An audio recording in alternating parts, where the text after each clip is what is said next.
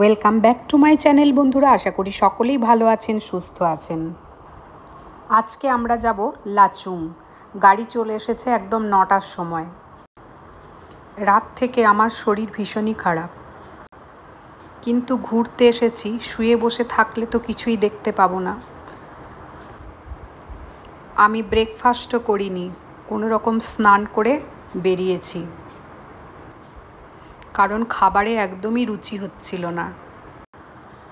আগের দিন লালবাজার মার্কেটে মেয়ের জন্য এই ব্ল্যাক কালারের ব্লেজারটা নিয়েছিলাম, তো মেয়ে ওটা পেয়ে খুব খুশি, ওর খুব পছন্দ ওটা, তাই পরেও নিয়েছে। রাস্তার মাঝে মাঝে আমরা হল্ট করে করে যাচ্ছিলাম, কারণ গাড়ির পেটে যেমন খাবারের প্রয়োজন, আমাদের পেটেও খাবারের প্রয়োজন। তো আমার হয়তো প্রয়োজন ছিল না, কারণ আমি কিছু খাইনি। রাস্তায় শুধু একটু কোল্ড ড্রিঙ্কস আর একটু ওখানে ফল পাওয়া যাচ্ছিল, কাটা ফল, সেই ফলই একটু খেয়েছি। আর সারা রাস্তা বমি করতে করতে গেছি। পথে যেতে যেতে যে প্রাকৃতিক দৃশ্যগুলো ছিল সেগুলো কিন্তু ক্যাপচার না করে পারা যাচ্ছিল না। এত অপূর্ব লাগছিল দেখতে চারিদিকটা, দারুণ দারুণ। তো প্রথমেই আমরা একটা জায়গায় এলাম এমনি, কারণ আমাদের আরেকটা যে গাড়ি ছিল সেই গাড়িটা পিছিয়ে পড়েছিল, তো আমরা ওদের জন্য এখানে একটু অপেক্ষা করলাম। তো এখান থেকেও ভিউ পয়েন্টটা ভীষণই সুন্দর লাগছিল। পথে যেতে যেতে বাটারফ্লাই ফলস, তো এখানে টিকিট মূল্য 20 টাকা। ঠকানো আর কাকে বলে। তো যাই হোক, এখানে নামার ইচ্ছে একদমই আমার ছিল না, কারণ শরীর এত অবসন্ন ক্লান্ত লাগছিল, শুধু মেয়ের জন্যই নামতে হলো। দার্জিলিং গ্যাংটকের রাস্তার ধারে ধারে গোলাপের বাহার, এত সুন্দর গোলাপের কালারগুলো, আর গোটা গাছ একদম ফুলে ভর্তি। এরপর পথে ডিকচু পাওয়ার হাউস, এখানে এসে আমরা একটু রেস্ট নিলাম, একটু কোল্ড ড্রিঙ্কস, ফল এখানে খেলাম, তারপরে আবার যাত্রা। এরপরে বলল আমাদের একদম লাঞ্চের সময় গাড়ি দাঁড় করাবে, আর আমাদের গাড়ির যে ড্রাইভার ছিল তার নাম হলো বীরেন। তো ভীষণ জলি ছেলেটি। গোটা রাস্তা আমাদের মানে এত সঙ্গ দিয়েছে, তোর কথাগুলো ভীষণই ভালো। রাস্তার যে ক্লান্তি ওর কথায় দূর হয়ে যাচ্ছিল, আর আমার শরীর তো ভীষণই খারাপ ছিল, কিন্তু ওর কথাগুলো শুনে না হেসে পারছিলাম না। তো চলুন আপনাদের সঙ্গে পথের দুধারের যে প্রাকৃতিক সৌন্দর্য সেগুলো একটু উপভোগ করে নিই।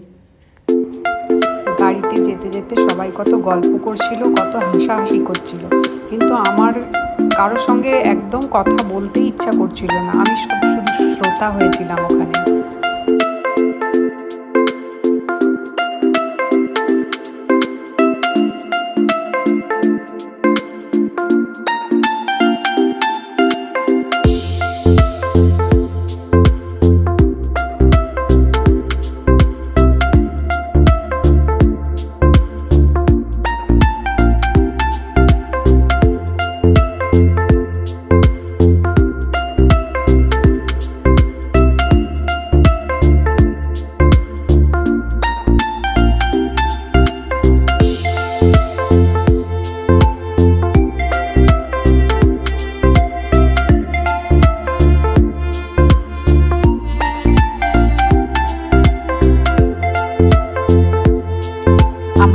লাঞ্চ করব সেই জায়গায় চলে এসেছি, কিন্তু আমার খাবার দেখলেই বমি আসছে, একটুও খেতে ইচ্ছা করছে না।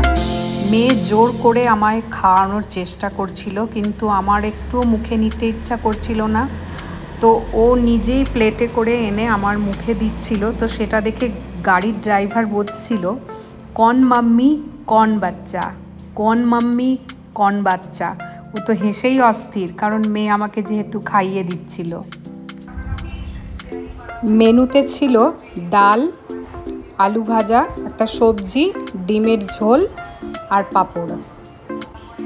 আমি তো হোটেলে কিছু খাইনি, তাই পাশের একটা দোকানে শুধু একটু লস্যি খেয়েছিলাম। খেয়ে দিয়ে আবার জার্নি শুরু। কখন যে পৌঁছাবো কোনো ঠিক নেই। এবার বিরক্ত লাগছে এত জার্নি করে। একেই শরীর অসুস্থ, তারপরে ঘন্টার পর ঘন্টা জার্নি। এখন আমার শরীর বিশ্রাম চাইছে আর মন চাইছে সবটুকু উপভোগ করতে, কিন্তু শরীর সাথ দিচ্ছে না। বিপদসংকুল রাস্তা দিয়ে এঁকে বেঁকে এগিয়ে চলেছি। বারবার ড্রাইভারকে জিজ্ঞেস করছি और कितना दूर, আর ও বলল अभी दूर है, রাত 8 বাজ जाएगा। মনে হচ্ছে যেন এই পথ শেষই হচ্ছে না। মাঝে মাঝে আবার বৃষ্টিও পড়ছে, ওয়েদার একদমই ভালো নেই। চারিদিকে দেখুন কেমন কুয়াশাচ্ছন্ন। যত ওপরে উঠছি ঠান্ডাটাও তত বাড়তে লাগছে।